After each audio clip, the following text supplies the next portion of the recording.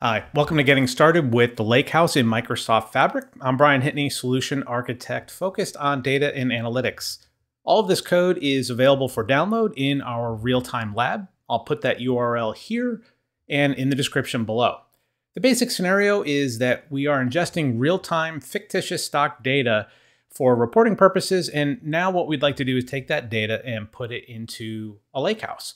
So this is similar to what we did in our data warehouse module, where we built a simple dimensional model from the data. You can see that here that we built a single fact table with the stock prices and then two reporting dimension tables. We'll accomplish a similar result here. Our data flow will resemble this medallion architecture where we'll take our raw data and then we'll cleanse that at the silver level and then also create some aggregations, and that will be suitable for doing some of our ML modeling. That's in another module, but then also help support creating additional reports and then also for creating our refined dimensional model similar to what we did in the data warehouse exercise. So normally we would separate out these layers into different lakehouses, but for the purposes of this demo, we're going to co-locate everything into the same lakehouse. We're going to walk through several of these steps broken out into different notebooks, and I'll index all of these chapters if you'd like to skip around. So let's go ahead and get started. We're going to first look at our event stream, and this is how we're going to get the data into our lakehouse. Currently, the way this is set up is the data is getting into our KQL database for our real-time reporting. And now what we'd like to do is have this data copied into our lakehouse. So to do that, I'm going to add another output to our event stream by clicking the plus sign, and it's going to ask us where. We'll say lakehouse, and we'll just give this a name. My workspace is my lakehouse demo workspace. I already have the lakehouse created. It's called stocks lakehouse, but there are no tables in here. So we're going to create a new table, and I'm just going to call this raw stock data. The input format is JSON. That's correct. That's how it's coming across now. We could see that we have the symbol, the price, the timestamp, and then there are a few additional columns that the event stream has added for us, like the event processed UTC time, partition ID, and the enqueued time. We don't need this. We're not doing a lot with the analytical capabilities that EventStream offers us. So we're going to drop these when we put the data into our lakehouse. So in order to do that, we're going to click on the Open Event Processor button. And when this opens up, we can add a number of steps in order to help process our data. If we'd like to do some aggregations, we could do that. So if we're having a ton of data come in and we'd like to do some analytics on it, we could do that before we process it. And we could do this for several outputs. We could do it differently for each output. So that allows us a lot of flexibility in what we're doing with our data. So first, on our stock event stream, I'm going to click on that to highlight it. You can see that in our schema, we've got the symbol, price, timestamp, and the three additional columns that the event stream added for us. First thing is this timestamp is coming across as a string. And what I'd like to do is go over to more options and change the data type to a date time. And so that way we've corrected that. It'll be a little bit more efficient at storage. So we'll get that done here.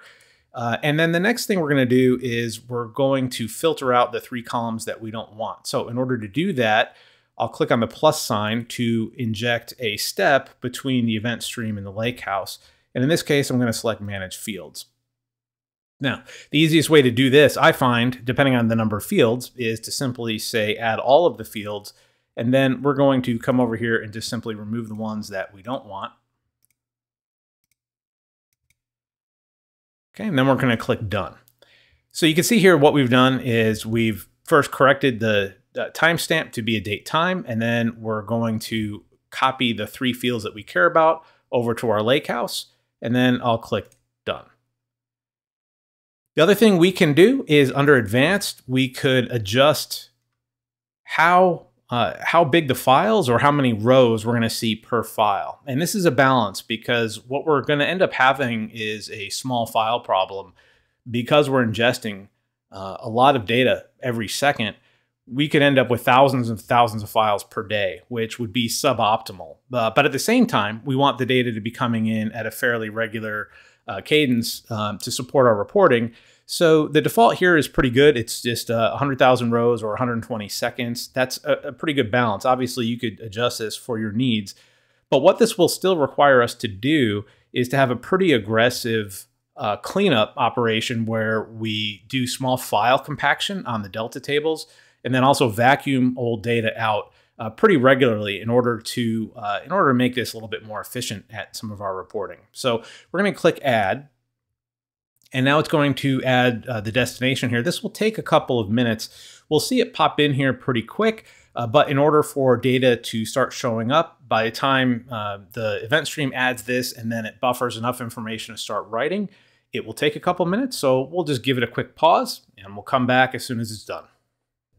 Okay, we've been letting this run for a few minutes, so our data should be in our lakehouse. If I click over to our lakehouse, we could see that we have the raw stock data table here with our 3 columns and then a preview of some of the data that's coming in.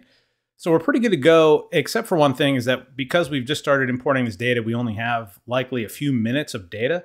And because we're looking to do some aggregation on that data, we can import some additional data in order to support some of these queries. So in order to do that, I'm going to click on our Lakehouse 1 Import Data Notebook. And what Import Data 1 Notebook is going to do is it's going to download additional data and then load that into our raw stock data table.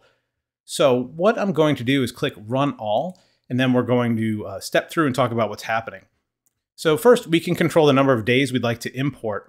And by default, that's 30 days. And what's going to happen is our routine here is going to go out, download some zip files, and then unzip those into our unmanaged files section. And that's one of the advantages to our Lakehouse, is that we have 2 sections here. We have our managed tables, which is raw stock data, and then any other tables that we have. But then we also have a file section where we can put any of the files that we might want to work with in an unmanaged capacity. So that might be CSV files, text files, Parquet files, and so on. So what this routine does is first it looks at what the minimum timestamp is in the table, which is currently 1831 hours. So that's going to be our cutoff point. We're going to load data until this timestamp. And then what's going to happen is we're going to download some of this historical data that we have in our Azure storage account, depending on the year. So we'll download, up to a couple of years worth of data. And then we're going to extract that data. That's what's happening here in this cell, is we're going to take that data and then unzip all of that, because obviously text files can get a little bit large. So we'll unzip all of that into our file section. And so if I refresh this, you should see that we have a stock history folder, raw, and then we have the original tar files that we downloaded, which in this case is for this current year and the previous year. And then when we unzip them, we put them all here in the CSV folder. So all of these files now are unzipped, and what we do is we load them just by reading into a data frame all of those CSV files. We assign a structure to it because we know what the types are. So we're going to declare that the timestamp is of type timestamp, that we have a symbol, which is the stock symbol itself, which is a string, and then the price, which is a double. So we read all of that in. You can see the data that's here, and then we'll cut off all the data. We're going to filter everything up until our timestamp. So essentially, we're going to prepend all of this data into our table, and then we're going to just call write on that table where we append it, and we save all that data there. And so if we were to look at that table now, we should have a good 30 days of additional data to work with. That will help us when we're doing some of our aggregation reports, make it a little bit more interesting. The next step will be to do some of the data cleansing and aggregation. So to do that, let's close Lakehouse 1 and also close the Eventstream. We don't need that anymore. And let's open our Lakehouse 2 notebook. And the purpose of this notebook is to take data that is in our raw stock data and then do some cleansing and aggregation of that data. So what I've got is let's first click Run All. Let's have this kick off, and then we'll talk about what's happening. First thing is we're going to create a couple of different aggregation tables for holding the data at a minute and then also hour level. So these routines here will simply create the tables if they don't already exist. And then that will enable us to store some of that data. So if I click on here and click refresh, we should see those tables here, which they are. Great. And then what we're going to do is do some of this data cleansing. Now, we rely quite a bit on Data Wrangler to help us do that. I have a separate video on Data Wrangler that goes through all of these steps in this notebook. But in order to make this video a little bit more timely and concise, I've decided to put that video as a separate one and then focus only on the high-level steps here. So if you're interested in diving into Data Wrangler and how to do some of these cleansing steps and how to do some of that group by and aggregation in Data Wrangler, check out that video. So what's going to happen here is we do some basic data cleansing. We have a couple of methods like this one here, which is merge minute aggregation. This does a merge on our delta table where we take a data frame of our data and then we'll merge that in. So it's basically an upsert of that data on that table. So if a record already exists for a given minute in that table, we'll just update it. Otherwise, we'll do an insert. And we'll do the same thing for our hour aggregation table. Again, an upsert on that table. And then what we're going to do is grab the latest timestamp in our minute aggregation table. So if the table is empty, we'll give it a real early date to grab all of that data. Otherwise, every time this runs, we're going to look to schedule this notebook probably every few minutes. And so in this case, we only want to ingest data from the last time we ran this. So that's the purpose here. Grab the watermark, and then we'll grab all of the data out of our raw table that is greater than that time, that is greater than our watermark, right? That time limit that we have, that cutoff time. We put a limit here of 5 million rows. It's just arbitrary for testing. If you want to try data chunking into smaller amounts just to watch the process, you could put this down to a small value in order to run this frequently if you'd like to try it out.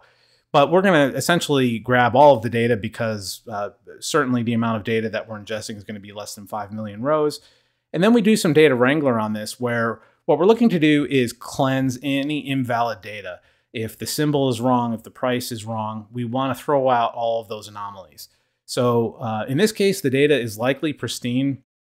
So this output data frame is likely identical to the input data frame, which is fine. And then what we're going to do is do all of that data cleansing where we're going to derive additional information. So if we look at the raw stock data here, right, all we have is the symbol, the price, and the timestamp.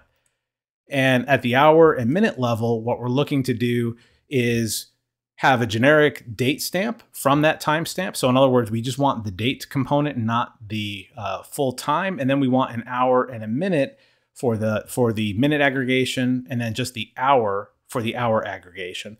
So all of this code was generated by Data Wrangler, again, all covered in the other video. So we're just going to skip past this.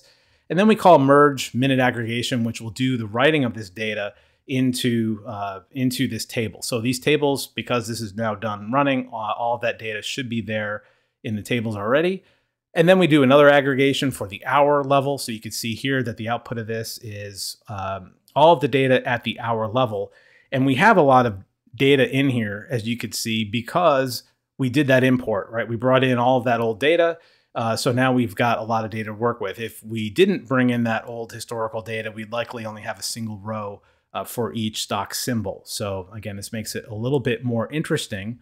And then we have some commands here to help show us some of this data. We can go through it and just see, are we actually do we have the right data in our minute aggregation, and then finally in our hour aggregation, and we can see that data here as well. So for example, here we've got all the data for each hour, for the 1800 hour, the 1700 hour, and so on. So we've got all that data that's there.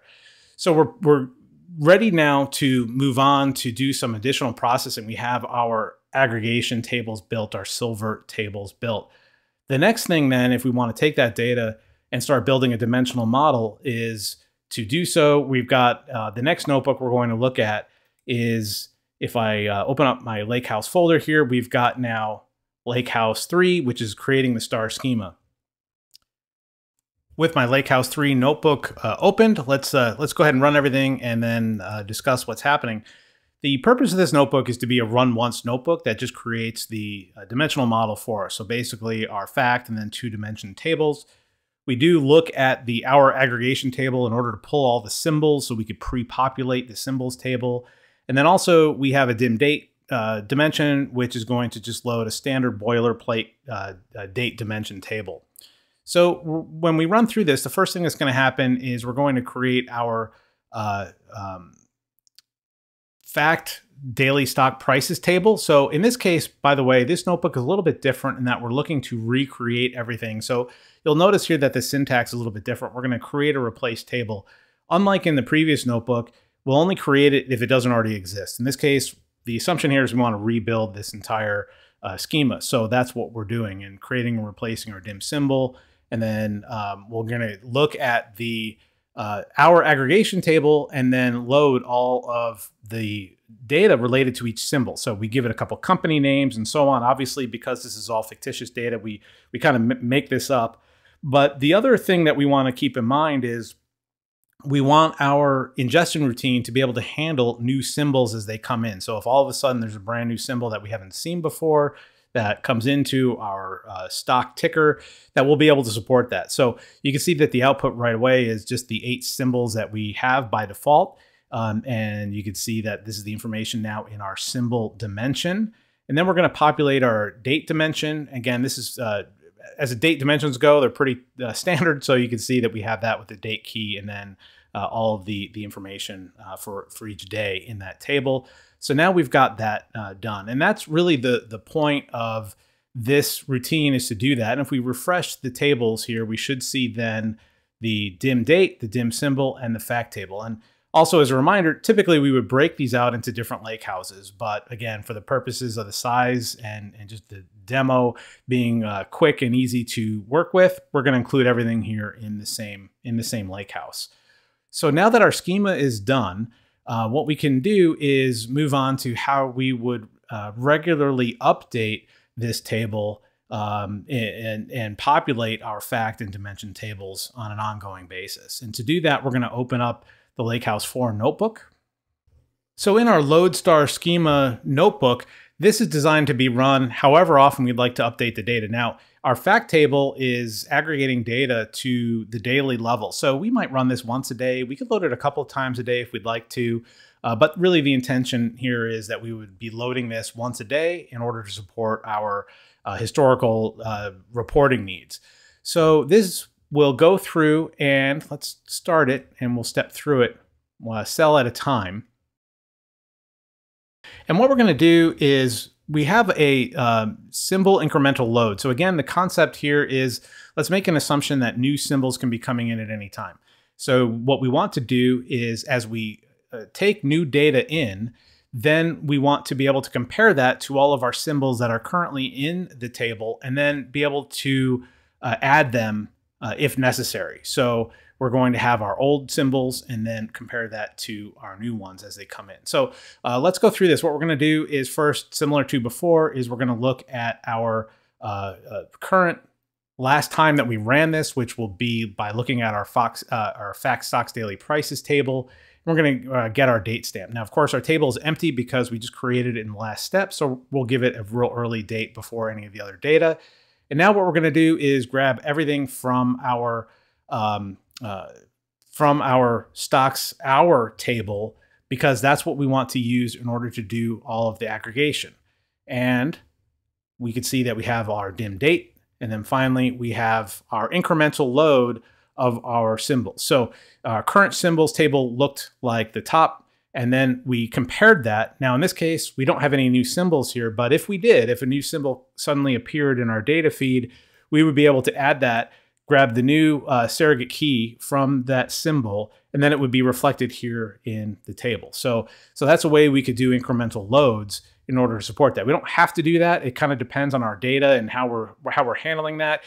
There is some processing overhead, right, in order to do that, because we'll take the symbols, we'll compare it, we're going to add new if it's not there. So if that's never a concern for your data, then you don't have to go through that step. Then we have some simple cleansing and aggregation. This is very similar to what we did in the previous notebooks, where we're just going to do some group by. We have our date stamp, and then we're going to look at a few things that we're concerned with. We want to look at what the minimum price was over the day, the maximum price, and then finally the closing price of that stock for that given day. And so these are the aggregations. And again, this should look similar, right? Because in our minute and hour level aggregations, we looked at the same thing. We looked at the minimum price over the course of any given minute or hour, the maximum price, then also the final price. And it's kind of the same concept here, except we're rolling that up to the day level. But what we're going to do is walk through, we're going to show you how to do some joins here. So in this case, we're joining against the date dimension in order to see that. So we could see that we now have all of the date dimension here joined with each row. So if we are doing a report here in the notebook and we'd like to know, for example, what quarter it is, then we could join that to the date key. We're not really doing anything with that data here. We're just illustrating how you can do that, again, if you're doing some reporting in your notebooks. And then we're also now going to join our symbol table. So you can see that we have a stock like you see here, I don't give a darn. We scroll over, and then we'll be able to get not just the date, but then also the company name. The company name is I don't give a darn, and it's on the New York Stock Exchange. So here we're joining it against the symbol. So again, that will help support any reporting that we're doing here in our notebook. And then we create a final view for everything that we're going to be storing in our fact table. So again, this has all of that data here with the date key, the symbol surrogate key, min, max, and closing price of that stock. Then what we want to do, just like we did before in our other notebooks, is merge that data into our fact table. So, we're going to do that here. You can see that we're writing the data into our fact table. If a row already exists for a given day, then we're going to update it with the new data that we have. Otherwise, we'll do an insert. And then what we can do is we can grab that latest fact data information here by just doing a SQL statement. We're going to grab everything into a data frame, and we could see that data frame here where we're going to look at each stock for each day. So there should be one row per stock per day. So going back to January 9th, because we loaded 30 days of information, we could see the min, max, and closing price for each stock on each day. And then finally, what we could do is we can even plot that out. So we could just bring in Plotly, do a simple example for what that data looks like over that last 30 days or so. So here is an example then of how we can do an incremental load of our fact table. We would typically schedule this to run, like I said, it depends on the data. We might run this a couple times a day. At the end of the day, it depends on what our reporting needs are. And obviously for this notebook, we'd want to take out stuff like this. We don't obviously need to be doing this if we're doing a scheduled notebook. We don't need it for visual feedback. So we have this data done now, and we have a simple way to visualize it. Now let's look at the next step, which will be creating a semantic model and then bringing that into Power BI. In order to do that, I'm going to click on the Lakehouse that I have here, and I'm going to select at the top, there's a button here for New Semantic Model. And I'm going to go ahead and click that. And it's going to ask me for a name, so we could just call this fact data. And this is in my Lakehouse demo. And we're going to bring in the dim date, dim symbol, and the fact table that we created. And I'll click confirm. So here in our model, what we'd like to do is set up a couple of relationships here. So I'll just kind of lay this out with the fact table in the middle. And we're going to define these relationships. So the first thing is our price date key here relates to our dim date key column there. So an easy way to set up this, we could click on manage relationships and do it here. I just kind of like to drag and drop the column over to the appropriate column in dim date. And you can see that it sets that up here where it shows that it detected the many to one. I'm going to allow this to filter in both directions, and we're going to assume referential integrity. And I'm going to then click OK. And we want to make sure that we pick the right many to one column. In this case, our fact table will have many rows, and then our dim date will only have one. So just make sure you get that direction correct. If you're seeing it backwards, then you're going to want to fix that. And then the same thing here with our symbol key is going to be related to our symbol surrogate key here in our dim symbol. So I'll drag from there and drop it on top of that. And you can see that we have this relationship here. I'm going to allow this to filter in both directions as well. It's many to one because, again, that's the table I started with, which is the fact table, which will be our many, and that looks correct. So I'll click OK. And you see the same thing here where we have the star for many and then one on dim symbol. So this looks correct. This is our dimensional model ready to go. What we can do now is we can create a report and bring that data into, say, a simple dashboard of some kind. In this case, let's go ahead and do that. Let's just click New Report here. And this will load the report in Power BI, where then we can work with that model and build out some simple report. You can see that it brings it in. We have our fact stocks table, our dim symbol and dim date. So let's create then a simple line chart. I'll just click on that, bring it in, make it a little bit bigger. And we're going to put the closing price on the, we'll put that on the y-axis. And then our symbol name, we don't want the symbol surrogate key, we want the symbol name. And that'll be the name of the company. We just want the symbol actually. And we'll put that as the legend.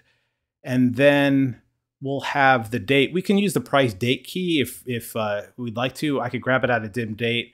Or here, I'll just grab it from our fact table. We're going to put that on the x-axis. And you can see that this report should look identical to what we did with Plotly. We have this data in here.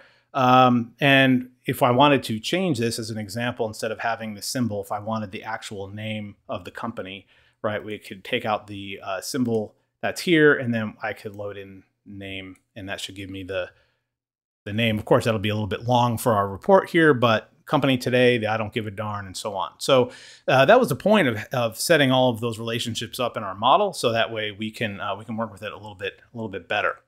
So we've got that done. This is what it looks like, and of course now we could bring in other data if we'd like to in order to work with it or expand our semantic model, depending on what we'd like to do. So the other advantage to our semantic model is if we go back to our other tab that's here, and I click on my Lakehouse demo workspace, is you could see the fact data semantic model that currently exists. Obviously, I think fact data is kind of a poor name for this model, but what we can do is I can click on the settings for this model and go down to click settings here. This will now allow us to adjust these settings. So if we have any specific security or refresh or any other things that we would like to modify with this model, we can do that. So in this case, obviously this model can load very quickly. There's not a lot of data there, one row per day. I mean, this table is very small, but let's suppose that this was a complicated model that was really quite intensive to build. What we can do is we could change the refresh of this automatically. So that way we might tell it to refresh once a day. We could set up a schedule that works so that the report is modified every day at a certain hour after the load happens. So this gives us a lot of ways that we can work with our semantic model in order to help minimize the amount of resources we're using. So that way, if we have hundreds of users trying to load an expensive model, we can control some of that here through the semantic model settings. So this is a quick look at working with the Lakehouse. Again, just as a recap, some of the things that we looked at were building out our dimensional model, working with files where we can download them into our unmanaged files, loading our Delta tables with that, and then doing some simple reporting in Power BI. I hope this demo was useful, and we'll see you in the next video. Thanks for watching.